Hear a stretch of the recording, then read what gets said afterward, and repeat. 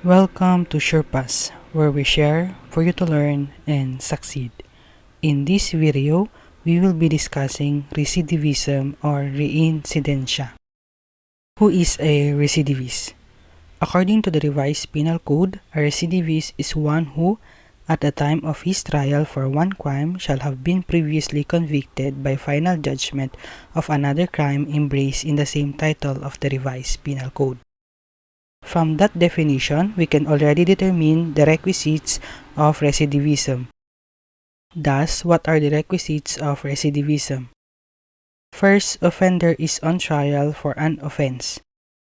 And second, he was previously convicted by final judgment of another crime. Take note, both the first and second offenses are embraced in the same title of the revised Penal Code. And offender is convicted of the new offense. So pag na-acquit siya sa second crime niya or na-dismiss yung case, walang recidivism. Example, si Juan ay na-convict ng crime of robbery.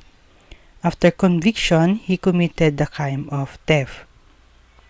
Here, if one is convicted in the crime of theft, he is considered as a recidivist, since robbery and theft are embraced in the same title of the revised Penal Code, that is Title 10, Crimes Against Property.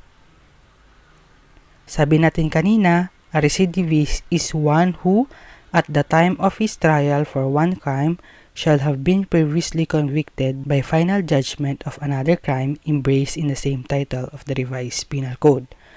Ano nga ba itong meaning ng at the time of his trial for one crime? It is meant to include everything that is done in the course of the trial, from arraignment until after sentence is announced by the judge in open court. Example, si Juan pinatay niya si Pedro noong April 1, 2020. Noong June 5, 2021, si Juan pinatay din niya si Jose with treachery.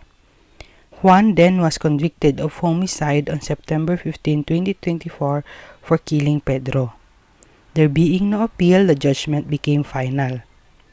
The second conviction was rendered on October 26, 2024 for murder in killing Jose.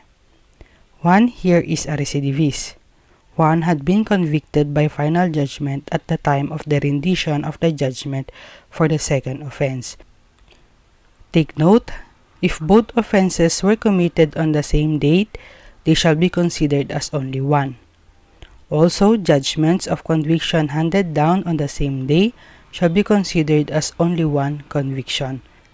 Dun sa example natin kanina, kung sabay yung day ng promulgation, walang recidivism kasi considered one conviction lang. Thank you for watching. If you like this video, don't forget to share it and to subscribe.